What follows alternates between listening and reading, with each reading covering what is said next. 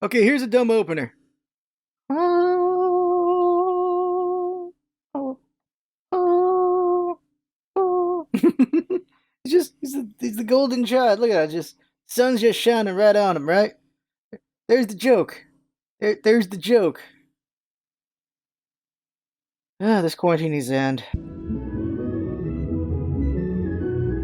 Welcome back, friends. LostScarf here, and it's time for the vlog. And the lighting is amazing right now. Like I'm right here. I just what the hell is with the lights? It's the Earth. They just put the sun in this spot. Like earlier vlogs, like sun's over here, so I'm good. But now, because of the way the world works, it's over here now. And I realize this shirt is not flattering at all. Jeez. Like, okay, so let's talk about my weight real quick. So before the quarantine, it was 205. It was like 210 at the start of the year.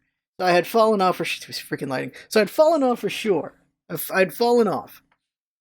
So part of it is the back injury. It really is. By the way, I have not had a full night's sleep in 3 weeks. I'm losing my mind.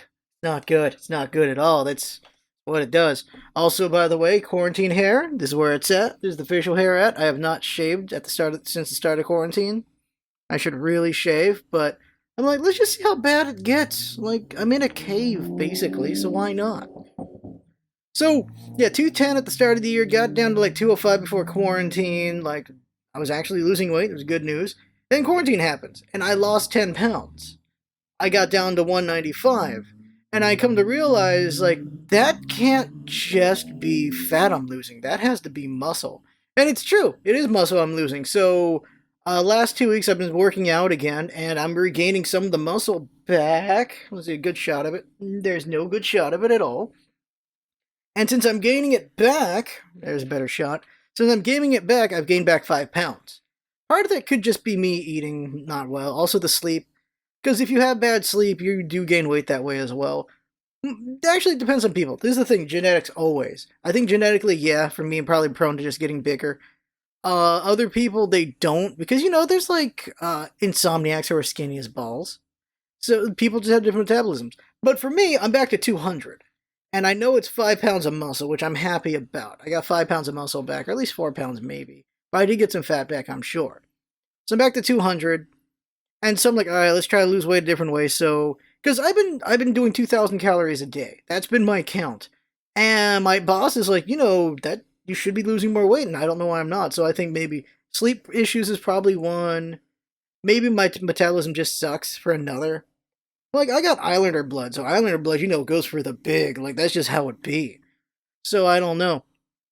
But I'm trying nothing. That is just drinking water. So, the math by how much weight I am, I'm supposed to be drinking 106 ounces of water a day. That's almost.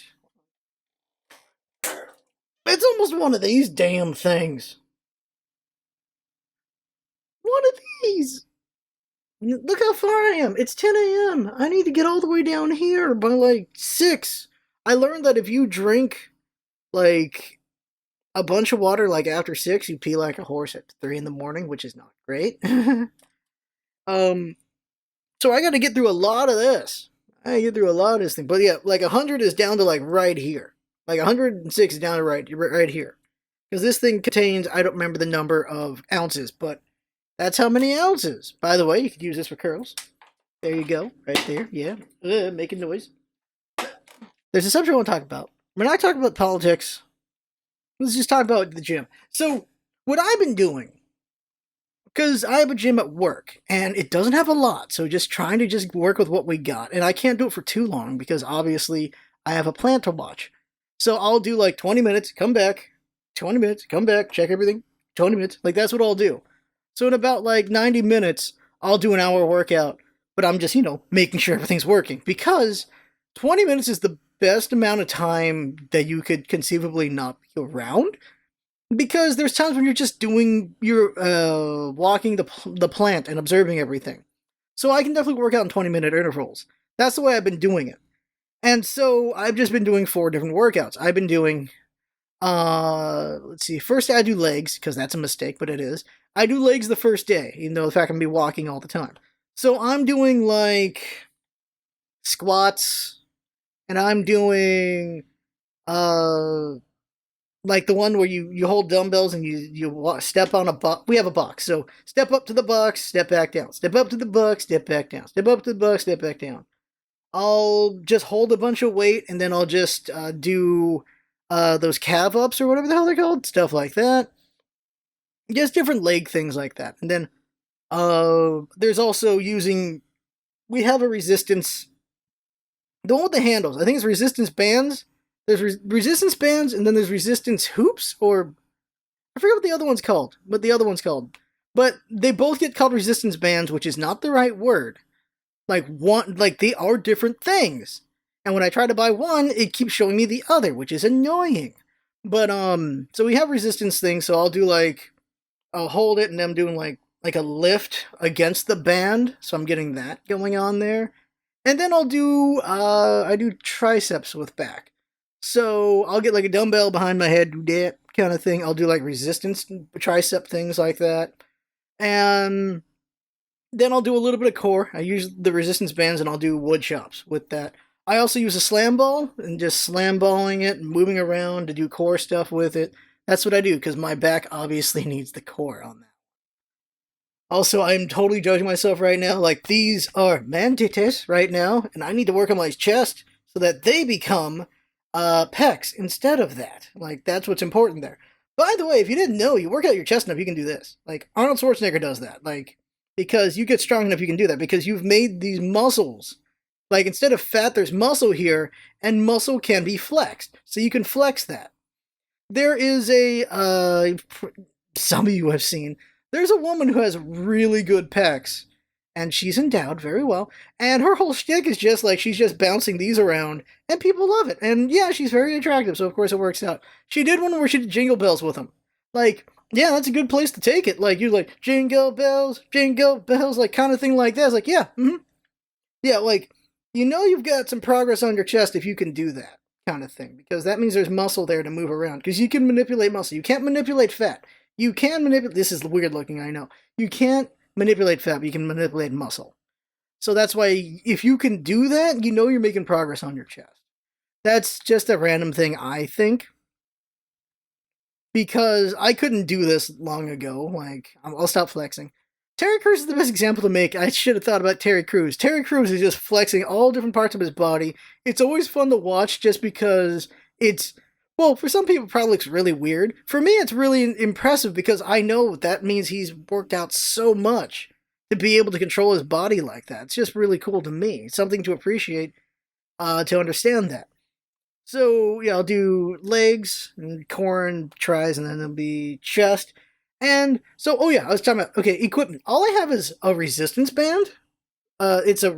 So to have more resistance, you just have it shorter when you're using it. One resistance band, two 25-pound dumbbells, one 25-pound kettlebell, a 50-pound dumbbell, I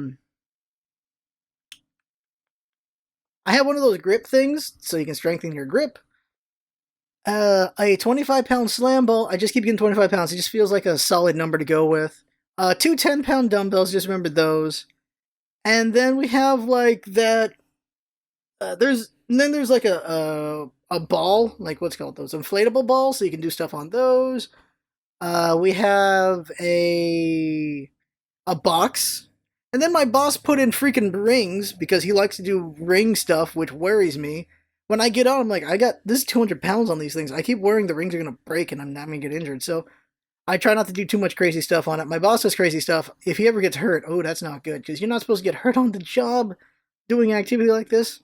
We got that thing where you can do pull-ups on it, but you can also like be hanging on it, and you can do like knee ups and legs and stuff like that, and you can do whatever this is called. I can't remember what this is called right now. Stuff like that, all that stuff. We got those machines, so that's not machines, but just apparatuses to do things. So I have to just figure out what workouts I can do with just that stuff.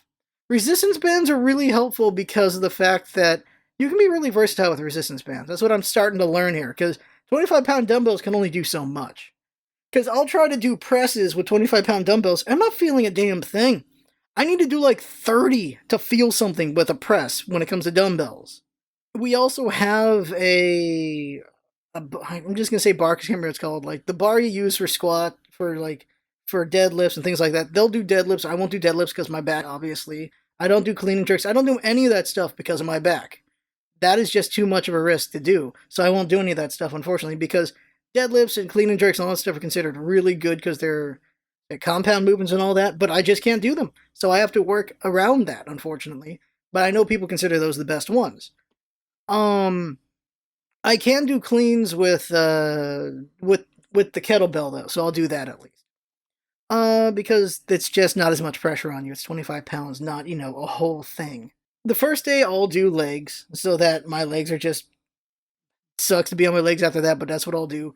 And if I have time, right now, I only do in the winter season. I don't do it during the summer season. We're starting to hit summer. I will do like 6,000 stairs. But because we're in the summer season, I'm not doing stairs right now. The reason for that is, one, it's cooler in the winter, but two, because it's cooler in the winter, there's no rattlesnakes to kill me. We're getting rattlesnakes every day right now at work, and I don't want to walk into one of those while I'm doing stairs. I don't want to walk into one of those. Not at all. No way. I don't want to deal with that. So I'm not doing stairs right now. I could do stairs in the building, and it's like 10 stairs, 10 stairs. That would be so repetitive and annoying, but I could do that instead of doing the outside stairs. But the other reason why you do the outside stairs is just because you got weather cooling you down instead of just being inside a building going up and down kind of thing.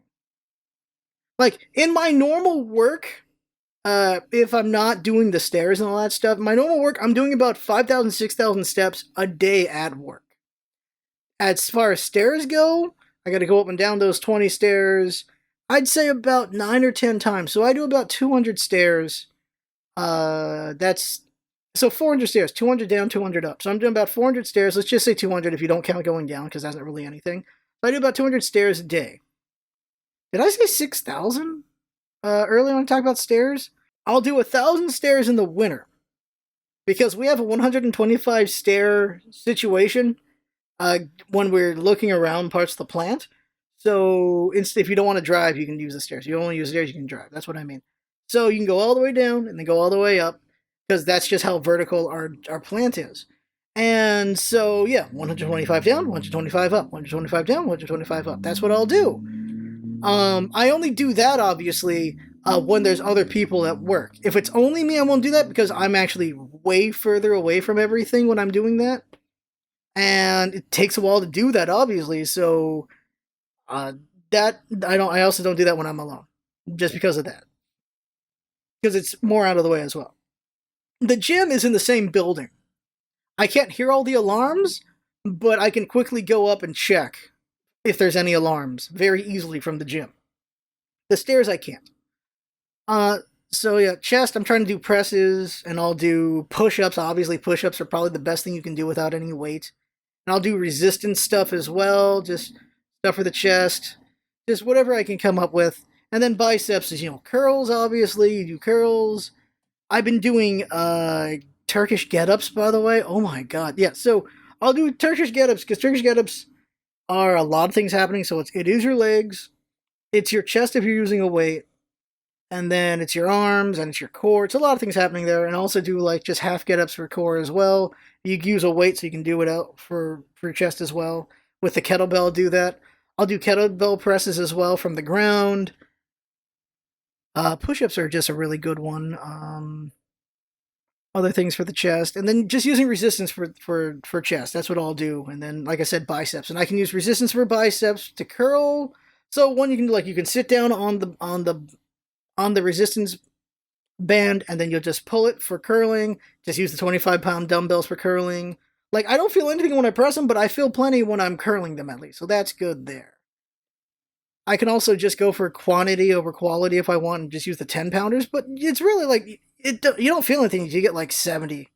Honestly, you don't feel anything until you get like 70 or 100 on the 10-pounders, at least for me.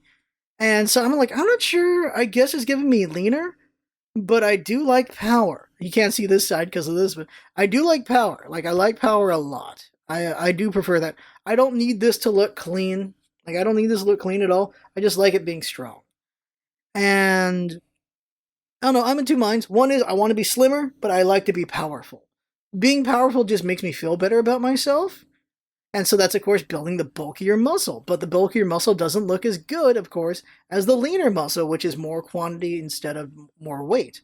So I go back and forth, and I think because I don't commit on something, that's why I'm not going a lot of progress in one direction or the other. But at least I'm working out, so I'll take that. But also, I think I can only go for leaner, obviously, because all I got are 25 pound, 10 pound, and a 50 pounder. Like, I can't progress correctly. Like, you should always do a ladder if you want to progress correctly, in my opinion. But I don't have that. And then I'll do the third day. I will do back. So it's a lot of like just rows. So like bending over and then lifting those dumbbells or using resistance bands. Use them behind me so I can just pull for the back, or put the resistance bands on the thing so I can just pull down from my back. Things like that. Of course, doing wood chops and all those things for back and for core and stuff. You can do, of course, the level wood chops, up to down to up, and then there's, I forget what it's called, where you have the resistance band, you hold it here, and then you're just going forward like this with it, things like that. There's a lot you can do with very little. That's what I'm coming to realize. Also, like, there's a lot of free weighting you can do. This is the thing I'm starting to realize. There's a lot of just free weight you can do with just your body. The problem is you need a clean floor to do them. And work doesn't have a clean floor at all. It's very dirty. There are spiders everywhere. So I'm on the ground at my peril, but I'm on the ground with stuff I know that I'm going to take off and wash when I get home. So I'm fine with that. But so I only do like, there's a lot of like planking and things you can do, or on your belly things you can do.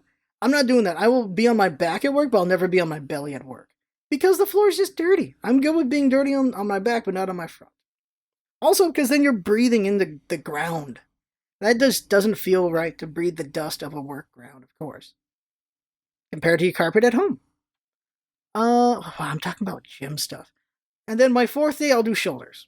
And so I'm doing like shrugs, and then the resistance band shrugs and things like that. Or I use the 10-pound dumbbell, so I'm doing like this thing, and then just doing like just wingspan. I forget what they're called right now. Everyone probably has names for some of these things, but things like that. Just things to work the shoulder, obviously.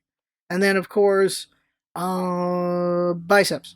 So yeah, I do triceps on legs and back. I do biceps on chest and shoulders. That's the way I do it. So I'm doing a little bit of bis and tris. I'm doing a little bit of bis every day, or a little bit of tris every day. If I'm actually at 24-hour, I'll do, this is my routine at the gym. And this is what I'm doing here too. I do 5 of the main group, 3 of the secondary group, a little bit of core, and then a little bit of cardio. So a typical day at the gym, let's say I'm doing chest. So then I'll bench press. I want to make sure I get every group. So I'll do incline, regular, and then decline. I'll do those. Um, Neutral and incline, I can do most of the same weight. Like, here, my max is 235. Incline, my max is maybe 180. Like, I used to be just as good, but I don't know what happened. I've just fallen off on it. And then my decline is only about, what's my decline? 90 plus 45, 135, 165. My decline's 165. I'm just not very good at decline. And I think it makes sense because not a lot of people do decline in general anyway. So I'll do those on a bench. Yeah, if I can get one. Benches are of course popular. So that typically, though, this is just an example. I'll do like those 3 groups, and then I got 2 more I'll do. So maybe I'll just do maybe seated press. Yeah, that machine. Do this for some more press forward, and maybe do the inclined one as well. I can also, of course, just use dumbbells and press. So I'm just doing dumbbells. And I'll do incline dumbbells. I don't do decline dumbbells. It just doesn't feel great. I don't know. It doesn't feel right to me. But I always make sure I do at least one decline every time I do chest. And then after that, I'll do some biceps. So curls, of course, or just, there's various things you can do, of course, when you're at a gym, because there's a lot of things that'll let you do biceps. And I'll maybe, if I'm doing good on time, because I'll do a set and I'll do a 10 count of breathing, then I'll get back on it. If I'm doing good on time, where I'm not taking too long to do breathing because maybe I just did a really strong one or whatever, then I'll put in maybe 2 triceps in there. Two of the opposites. So I do 3 bi, then 2 tri. And then I'll do like 2 cores. So I'll do maybe wood chops and maybe slam ball for some core, and then I'll do some cardio. And that's what I'll do. And cardio is like 30 minutes. 30 minutes of cardio. Epileptical is the way to go for me. Sometimes I'll do stairs. Stairs kick my ass. And then that's one day. And then, like, back, of course, you'll do, like, all the back stuff. And then I'll do triceps. And, like, that's, like, the rope. And other things with triceps and stuff like that. And if I can have some I can put in a little bit. Oh, dips. That's the word. Dips are what you do for triceps. So I'll do dips and things like that, too. Bodyweight dips are, of course, the way to go if you can do them.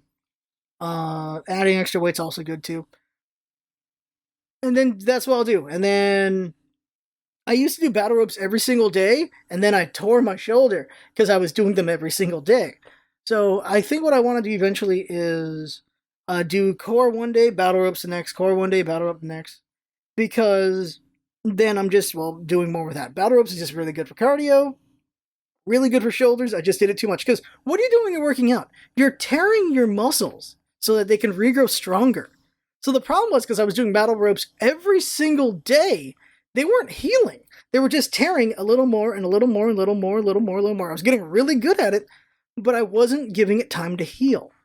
That's why you do need to rest. Like, of course, or just be really smart about how you repair. Because obviously, football players, they're doing like 2 a days. They're working out twice a day. But at that point, they're at the point where their body's really good at repairing itself. When you're just a regular Joe like me, your body's not repairing itself super fast. So you got to be smart about how much you can do before you're going to tear it off. And I nearly did. I caused a tear, but luckily I didn't cause... It was real pain for like 2 months. But luckily it wasn't enough where I just permanently tore it. Because once it's all the way off, obviously it's not going to be able to heal back on its own. You gotta... But the way it would work is... that some repairs can be done is you would... I think suture is the right word, where you'll put in some threading on one side, some threading on the other side, and you'll pull them back together. Ooh, that's a painful sounding idea. But that's what usually happens to repair some tears.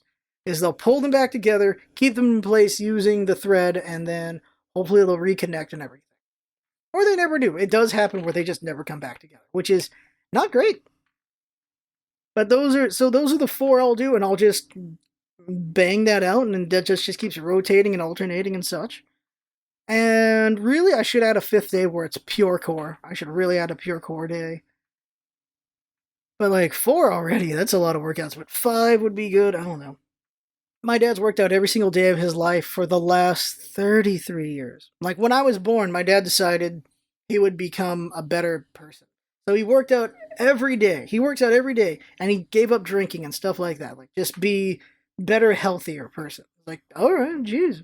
That's what he decided when I was born. And he's kept to it. He does not drink all that much. Like he will drink a Corona when it's like some hangout kind of thing for like a birthday. That's it. I can count right now. He's had maybe 1 Corona in 3 years. Like he just don't drink. It's just not a thing. Pre my birth, drinking was his thing. Him and my mom, they were drinking buddies. It's very interesting. She was upset when he quit drinking because he was her drinking buddy. They went out and drank all over the place together. That's what they did. And after I was born, he stopped doing that, and she kept doing it, which is an interesting thing. But that's what happened. So she just had to have other friends, and that led to bad things. One thing is, of course, because of my back injury, I can't do everything. Very unfortunate.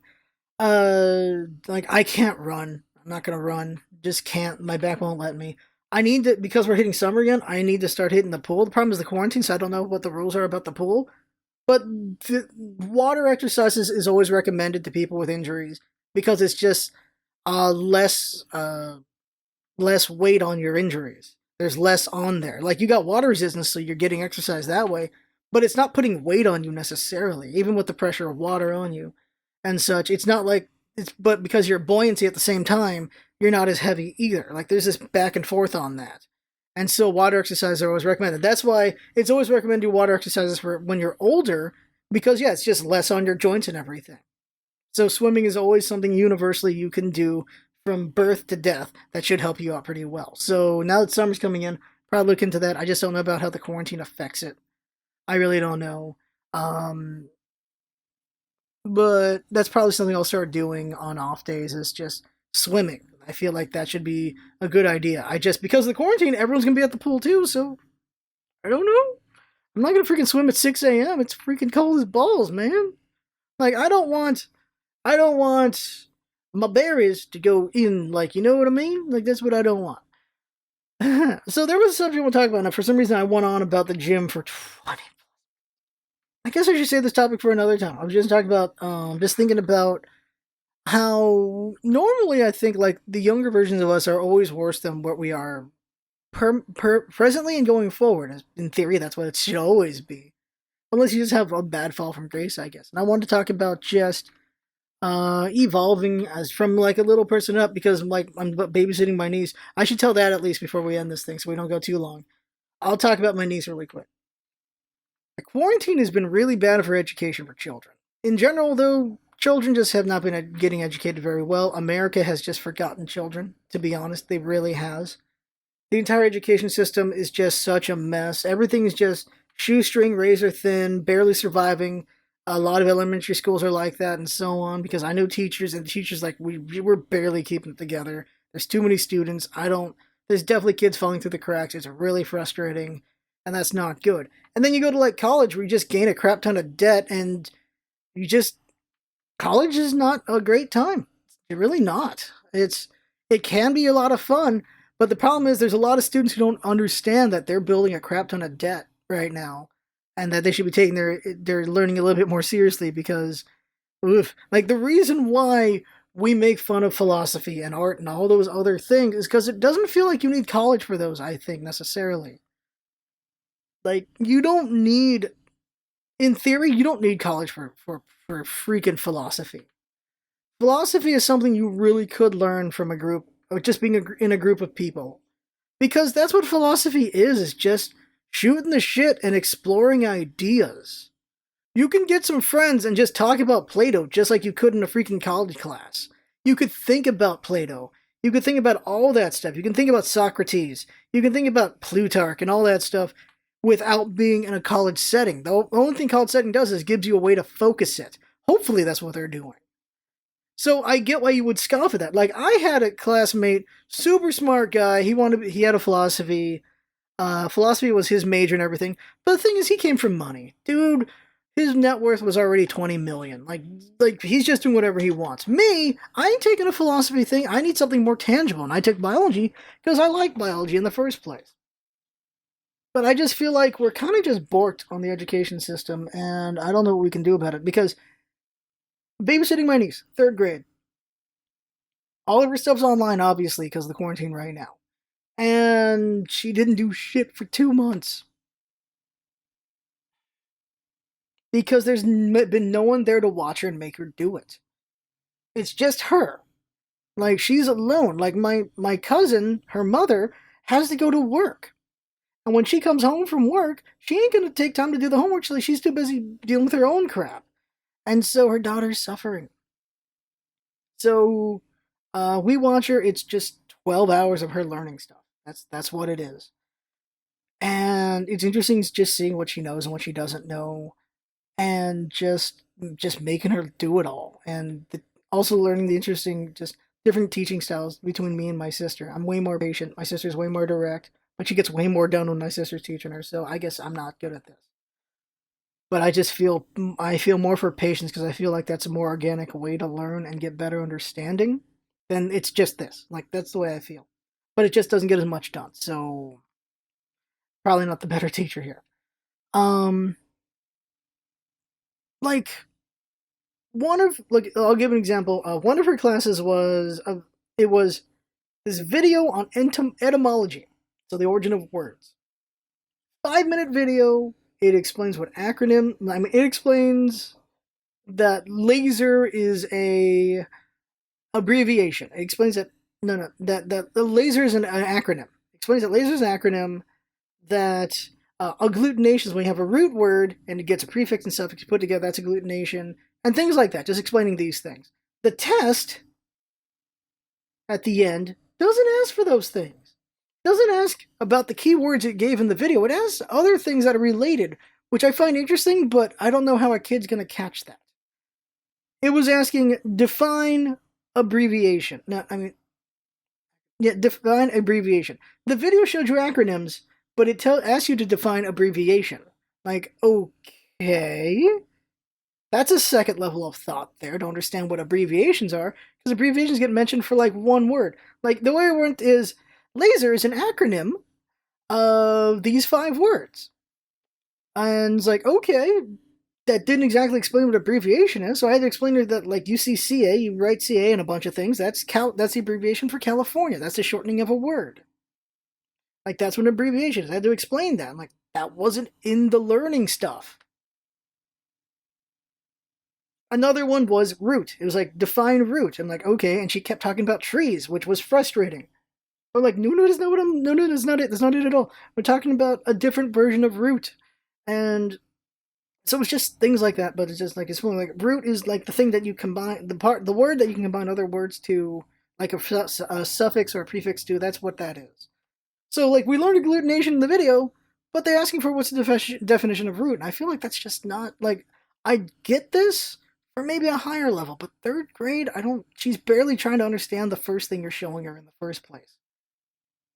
And then it was define missionary, because he was talking about loan words, where, like, bagel's a loan word from Yiddish, and then other examples, like kimono is a word from Japan, things like that. And then he was like, okay, so what's missionary? Like, they didn't even mention that, like, it mentioned that missionaries came from here and affected language here, but didn't say what a missionary was. It was very weird. I don't know. Education is, I don't know. Math is easy. Math is just click the one that's right, and then they'll go like, hooray, or not hooray, kind of reactions. Like, math is just much easier to give feedback to, because, like, you got it right. I wanted to be a professor at one point in life. I wanted to be a lot of things at one point in life. Professor was one of them, though. And I wonder how I would have done if I actually went through with that. Because if things didn't, happen, and some of you know the history there, if things didn't happen the way they were, and I got my PhD, I would have gone for professorship, and I wonder how that would have gone. But there you go. That right there is the vlog. I had fun talking. I hope you had fun watching and listening, and that's what it's all about, isn't it? Having fun. Thanks for coming by, and see you next time.